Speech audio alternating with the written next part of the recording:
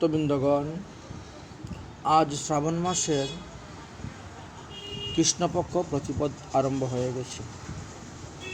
গতকালকে প্রতিপদ শুরু হয়েছে পূর্ণিমা ছেড়ে, আজকে দ্বিতীয়া চলতেছে। এখন প্রতিপদ ছেড়ে দ্বিতীয়া শুরু হয়েছে। তো শ্রাবণ মাসে শ্রীহরিকে কর্পূর, চন্দন, কস্তুরী ও কুঙ্কুমাদি দ্বারা সাজাইয়া কেতকী পুষ্পের দ্বারা পূজা করিবেন, অতি উত্তম ফল লাভ করা যাবে। এবং এলাচি, লবঙ্গ নিবেদন করিবেন, কিন্তু কোনো প্রকারের শাক দিবেন না, যেহেতু চতুর্মাস্য আরম্ভ হয়ে গেছে। আমরা পূর্বে আলোচনা করেছিলাম, যদি কেউ একাদশী হইতে আরম্ভ করেন তো অতি উত্তম, অর্থাৎ শয়ন একাদশী হইতে। যদি একাদশী হইতে আরম্ভ করতে না পারেন, তাহলে আষাঢ়ী পূর্ণিমা বা গুরু পূর্ণিমা হইতে আরম্ভ করবেন। যদি তাও না পারেন, সংক্রান্তি হইতে আরম্ভ করতে হইবে। সুতরাং চাতুর্মাস্য আরম্ভ হয়ে গেছে। এই চাতুর্মাস্যতে আমাদের বিশেষ বিশেষ অনেকগুলো বিষয়কতা আলোচনা করেছেন। শ্রীহরিকে কী কী দ্রব্য দ্বারা পূজা করলে, কি করলে আমাদের কী লাভ হইবে। শ্রাবণ মাসের পূর্ণিমাতে রাখি বন্ধনের কথা বলে গিয়েছেন। শ্রাবণ মাসের পূর্ণিমাতে দক্ষিণ হস্তে রক্ষাসূত্র বন্ধন করিবে, তাহলে সর্বত্র তুমি জয়লাভ করিতে পারবে, কিন্তু প্রতিপদে কখনো রক্ষা বন্ধন করিবে না। শ্রাবণ মাসে দীক্ষা গ্রহণ করিলে লাভ আছে, সমৃদ্ধ লাভ করা যায়, পূর্ণ আয়ু প্রাপ্ত হওয়া যায়। শ্রাবণ মাসে কেতকী পুষ্প দিয়ে শ্রীহরির পূজা করিলে লক্ষ লক্ষ পাপ হইতে পাতকী উদ্ধার পান, সর্বপাপ হইতে মুক্ত হইয়া তিনি হরিধামে গমন করেন।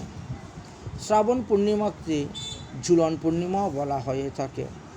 এই শ্রাবণ পূর্ণিমা ঝুলন সম্পর্কে সাধুমুখে হরিকথা দ্বিতীয় খণ্ডে 223 নং পৃষ্ঠা হইতে 249 নং পৃষ্ঠা পর্যন্তই আলোচনা করে গিয়েছেন।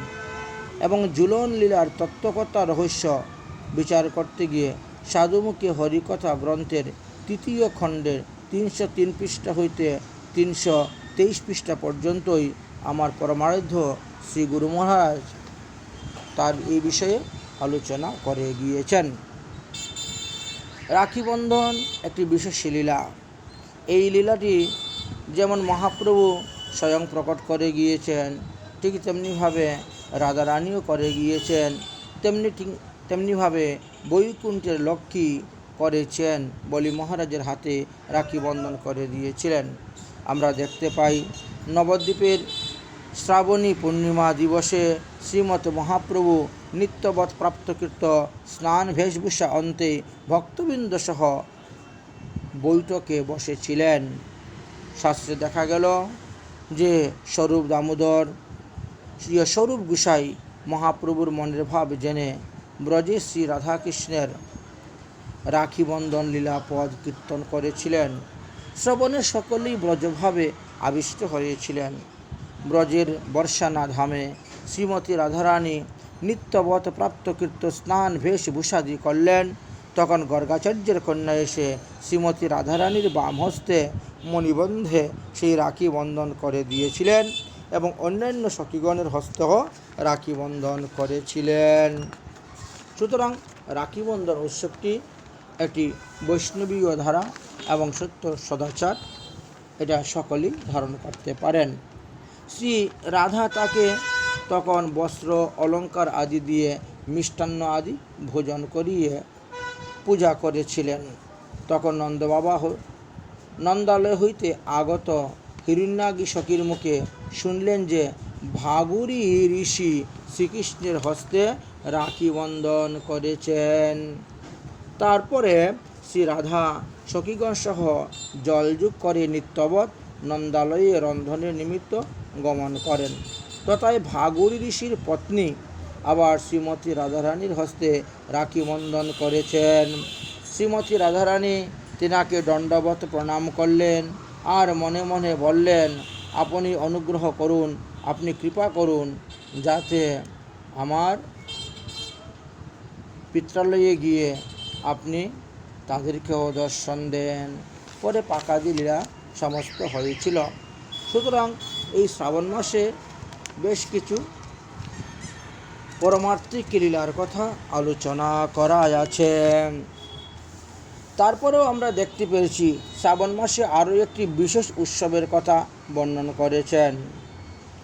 শ্রাবণস্য শীতে পক্ষে দ্বাদশ্যাং বৈষ্ণব মুদা কর্তব্য কৃষ্ণদেবস্য পবিত্রারোপণ উৎসব। যথাযথ শাস্ত্রবিধি অনুসারে শ্রাবণ মাসের শুক্লপক্ষের পবিত্র একাদশী দিবসে অথবা শুক্লা দ্বাদশীতেই বৈষ্ণবগণ শ্রীকৃষ্ণের উদ্দেশ্যে আনন্দ সহকারে পবিত্র আরোপণ উৎসব করে থাকেন।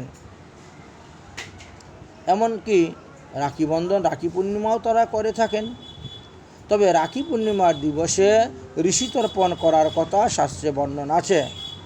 ওই দিবসে যদি কেউ ঋষি তর্পণ করতে পারেন তাহলে 1 বৎসরের শ্রীকৃষ্ণ পূজার ফল তিনি পাবেন।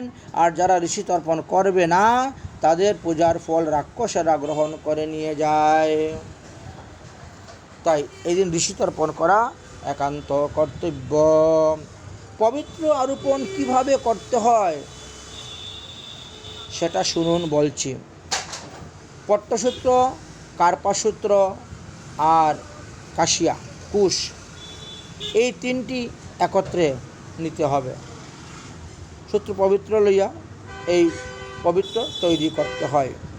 যেমন বিপ্রকন্যা কর্তৃক বিশুদ্ধ কার্পাসূত্র আনয়নপূর্বক ত্রিগুণাত্মিকৃত করিয়া উহা আবার ত্রিগুণাত্মিক করিবে। তারপরে পঞ্চগব্য দ্বারা প্রক্ষালন করত বিশুদ্ধ গঙ্গার জলে ধৌত করিয়া 108টি সংখ্যক শ্রীকৃষ্ণের মূল মন্ত্র পাঠ করিতে করিতে সেখানে গিট্ট দিবে। তৎপরে একটি শ্রেষ্ঠ অর্থাৎ উত্তম, একটি মধ্যম আর একটি কনিষ্ঠ, এইভাবে 3টি যজ্ঞ সূত্রবৎ পবিত্র প্রস্তুত করিবেন। উত্তমটি 108টি গিট্টযুক্ত হইবে, 78 গিট্ট গ্রন্থি হবে, মধ্যমটি 54টি গিট্ট হবে আর কনিষ্ঠটি 27টি গিট্টর দ্বারা প্রস্তুত করা হবে। উত্তমটি শ্রীমূর্তির জানু পর্যন্ত লম্বা হইবে, মধ্যমটি উরু পর্যন্ত লম্বা হইবে আর কনিষ্ঠটি নাভি পর্যন্ত লম্বা হইবে। মধ্যে মধ্যে আপনি সোনা, রূপা, তামা, পদ্মফুলের বীজ ইত্যাদি দিতে পারেন, দিয়ে এটাকে আরও সৌন্দর্য আপনি করতে পারেন। এই প্রকারে গ্রন্থিযুক্ত যজ্ঞ পবিত্রকেই পবিত্র বলা হয়।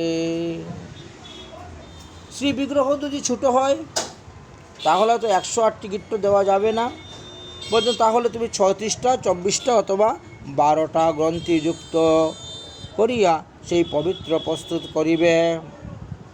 এক গ্রন্থি হইতে অন্য গ্রন্থি 1 পর্ব বা অর্ধ পর্ব দূর দূর হইবে এবং সবটি যাতে সমানভাবে হয়। প্রত্যেক গ্রন্থির দূরত্ব যেন সমান হয় সেদিকে লক্ষ্য রাখতে হবে। সূত্র দ্বারা প্রস্তুতকৃত এই মালাকে আবার বনমালাও বলা হয়ে থাকে।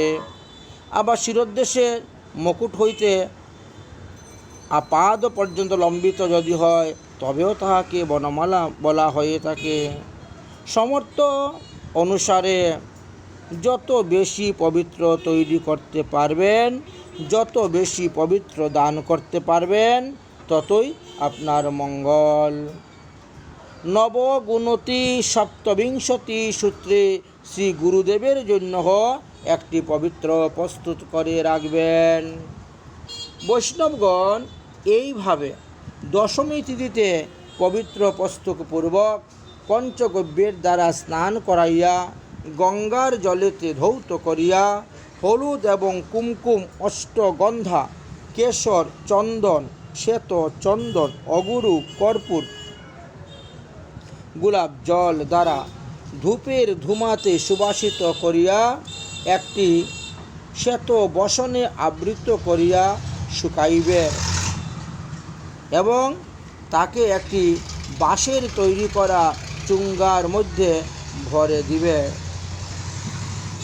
বংশী নির্মিত সম্পুটের মধ্যে সংগ্রহ করে রাখিবেন এবং সন্ধ্যাকালে অধিবাসে দিবে। ব্রহ্মঘট স্থাপন করিবে। বাঁশের চুঙ্গাসহ পবিত্রগুলি ব্রহ্মঘটের পাশে রাখিয়া মন্ত্র বলে তার পূজা করিবেন। ক্রিয়ালোপবিঘাতিরিতৌ যথায়াং বিহিতং প্রভু মর্তেতৌ ক্রিয়তে দেবৌ তবৌ তুষ্টে পবিত্রকম ন মে ভিঘ্নো ভবেতে তত্তৌ করুণাতৌ দয়াময়ে সর্বদা বিষ্ণু মম তং পরমাগতি। তারপর শ্রী বিগ্রহ বা ব্রহ্মঘটের চতুর্দিকে দন্তকাষ্ঠ, গঙ্গা জল, কুশ, গঙ্গা মৃত্তিকা, হরিদ্রা, কুমকুম, গুরুচনা, পাদুকা যুগল, শুভ্র ছত্র, চামর, ব্যঞ্জন, যব, গম, ধান, দুব্বা, শস্য, পান, সুপারি, পঞ্চামৃত, হরিতকি এবং দক্ষিণা ইত্যাদি পৃথক পৃথকভাবে পৃথক পৃথক পাত্রে সাজাইয়া রাখিবেন। তারপর নিম্নলিখিত মন্ত্রের দ্বারা পূর্বোক্ত ওই যে বাঁশের চুঙ্গাটি ছিল, যেটার মধ্যে যে পবিত্রগুলা লুকা ছিল ভরা, সেইগুলা ধীরে ধীরে বের করবেন। ওম সংবৎসরস্য জাগস্য পবিত্রীকরায়ন্ভূ বিষ্ণুলোকাৎ পবিত্রাদ্য আগচ্ছেহ নমস্তুতে। তারপরে কি করবেন? সুতার ত্রিগুণে ব্রহ্মা, বিষ্ণু ও মহেশ্বরের নাম উচ্চারণ করে পূজা করবেন। তারপর আতপ চাউল, চন্দন, হলুদ ও সাদা ফুল দ্বারা পূজা করবেন। এই যে নবনির্মিত সূত্র, তার মধ্যে 9 জন দেবতা বাস করিতেছেন।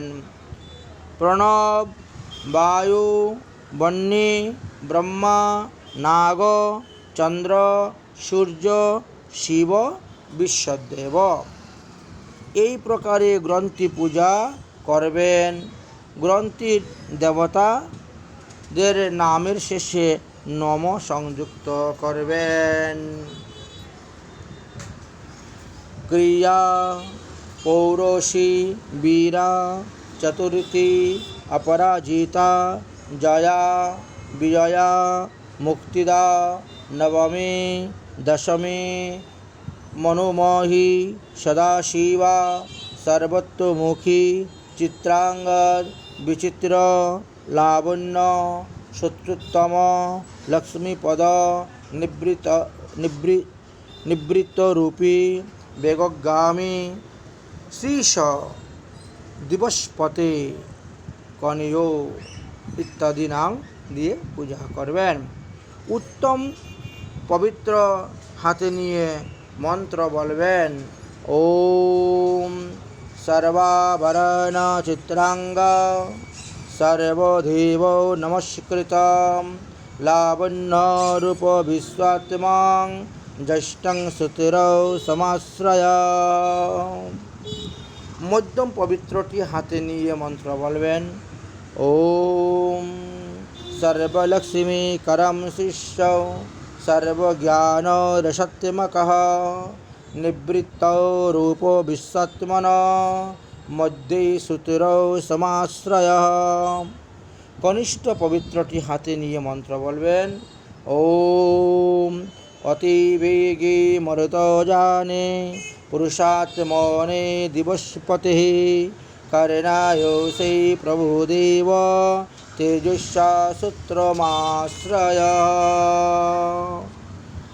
তারপরে ওই পট্টডুরি দ্বারা শ্রীকৃষ্ণের দক্ষিণ হস্ত বন্ধন করিতে করিতে মন্ত্র বলিবেন। ওম সংবৎসর কৃতাচরিজান সম্পূর্ণ ফলতো জাপিয়ান পবিত্র করায়াদন্তং কুন্তৌলং ধরতে নমঃ। তারপর ভগবানকে কায় মনোবাক্যে দণ্ডবৎ প্রণাম করবেন। আগচ্ছ ভগবানীশৌ বিধি সম্পূর্ণ কারক প্রাপ্তস্তং পূজয়িষ্যামি সন্নিধ্যৌ কুরু কেশব। তারপর ভগবানের নিকটে প্রার্থনা করিবেন। বিষ্ণুতে যদি ভুবরেম্য সর্বপাতকম নাশন সর্বকামপ্রদ দেব তবাঙ্গ ধারণামজ্জম। অতঃপর ওই পবিত্রগুলো নির্মলিখিত মন্ত্র উচ্চারণ করিতে করিতে শ্রীকৃষ্ণের চরণ কমলের সান্নিধ্যে রাখিয়া দিবেন। উগ্রং বীরং মহাবিষ্ণুং জ্বলন্तं সর্বতোমুখম নৃসিংহং ভীষমং ভদ্রাম মৃত্যুম নমাম্যহম। তারপরে আপনি আরতি প্রস্তুত করবেন, আরতি করবেন, স্তুতি করবেন, পুষ্পাঞ্জলি অর্পণ করিবেন। যদি সম্ভব হয় তাহলে ওই একাদশী দিবসে অষ্টপ্রহর নাম যজ্ঞ করবেন, অথবা গীতা ভাগবত আদি পাঠ করাবেন, নিত্য গীত দ্বারা রাত্রি জাগরণ করবেন। পরের দিন অর্থাৎ দ্বাদশীতে প্রাতক্রিয়া নিত্যকর্ম সমাপ্ত অন্তে বৈষ্ণবগণ হরিনাম বা নির্মলিখিত মন্ত্র উচ্চারণ করতে করতে ভক্তি সহকারে তারা মুখ্যভাবে শ্রীহরির পূজা করবেন। শ্রীহরির অঙ্গ হইতে তারপরে ওই তিনটি পবিত্রকে নিয়ে আসবেন। প্রণাম করে কৃষ্ণ কৃষ্ণ নমস্তুভ্যং গৃহানেদ্যৌ পবিত্রকম পবিত্রী করুণাথায় বর্ষ পূজা ফলং প্রদ পবিত্রকম কুরুষ্বন্ধ যৎময়া দুষ্কৃতি কৃতম শুদ্ধম ভবামদ্যং দেব তৎপ্রসাদত জনার্দনে। ভগবানের নিকটে প্রার্থনা করবেন। বনমালং যথা দেব কৌস্তুভ্যৌ সততং হৃদি তাবৎ পবিত্রং তন্তুশ্চ পূজাশ্চ হৃদয়বহ। পূজা করতে গিয়ে যদি ভুল ত্রুটি কিছু হয়ে যাকে তাহলে ভগবানের কাছে ক্ষমা প্রার্থনা করে নেবেন। জানতাং অজানতা বাপি ন কৃত্যৌ যথিবাশ্চারণাম কেন বা ভিঘ্ন দোষেন পরিপূর্ণং তবস্তু মে। তারপরে সমর্থ থাকলে হোম যজ্ঞ করবেন। তারপরে শ্রীকৃষ্ণের প্রসাদী পবিত্র প্রথমে গুরুবর্গকে অর্পণ করিবেন, তারপর বৈষ্ণবদিগকে দান করিবেন, তারপরে যজমান নিজে বা শিষ্য তিনি নিজেই ধারণ করিবেন, অতঃপর বৈষ্ণব সেবা দিবেন। এখন কেউ হয়তো মনে করতে পারেন যে এই পবিত্রটা আমরা কতদিন আমাদের দেহের মধ্যে ধারণ করে রাখতে পারব। তদুত্তরে শাস্ত্রে বললেন দেশ এবং কাল অনুসারে 1 মাস অথবা ভাদ্র মাসে শুক্ল দ্বাদশী পর্যন্ত ধারণ করে রাখতে পারেন, অথবা 1 পক্ষ পর্যন্ত অর্থাৎ 15 দিন পর্যন্ত ধারণ করে রাখতে পারেন, অথবা 3 রাত্রি অথবা অহোরাত্রি দিবারাত্রি ধারণ করে রাখতে পারেন। ভগবানকে এই পবিত্র ধারণ করাইতে যদি পারেন তাহলে তো উত্তম ফল। ভগবানের প্রসাদীটা ধারণ করে সারা জীবন রাখতে পারলে আরও ভালো ফল পাওয়া যায়। যখন প্রভুকে স্নান করাইবেন তখন পবিত্র উত্তোলনপূর্বক জলের ছিটা দিয়া রাখিয়া দিবেন, পরে আবার উহা প্রভুকে অর্পণ করতে পারবেন। এইভাবে সারা বৎসর এই পবিত্র ভগবানকে দিলেও কোনো দোষ হইবে না, এমনকি সেই ভক্ত ধারণ করলেও দোষ হইবে না। বৈষ্ণবগণ ঠাকুরের পূজা এবং আরতিকালে উহা ধারণ করিবেন, আবার খুলে রাখিয়া দিবেন। কেবল ব্রহ্মচারী ও প্রসাদভোজী বৈষ্ণবগণ যারা, তারাই সর্বদা এটা ধারণ করতে পারেন। আর অন্যদের ক্ষেত্রে নিষেধ আছে, যারা মৎস্য মাংস খায়। যতদিন নিরামিষ গ্রহণ করবে, প্রসাদ গ্রহণ করবে, ততদিনই ধারণ করিবে। যদি কেউ শ্রাবণ মাসের দ্বাদশীতে পবিত্র আরোপণ করতে না পারেন, তবে ভাদ্র শুক্লা দ্বাদশীতে ওই উৎসব অবশ্যই করবেন, না হলে 1 বৎসরের পূজার ফল পাওয়া যাচ্ছে না। যদি কেউ এই পবিত্র ঠাকুরের গলা হইতে বিসর্জন দিতে চান এবং আমি নিজেও ধারণ করব না, তাহলে ওই পূজার দিবসেই একটি মন্ত্র বলতেছি, এই মন্ত্র উচ্চারণ করে জলে বিসর্জন দিয়ে দিতে পারবেন। শ্রী বিগ্রহের দেহ হইতে পবিত্র খোলার মন্ত্র দেওয়া আছে।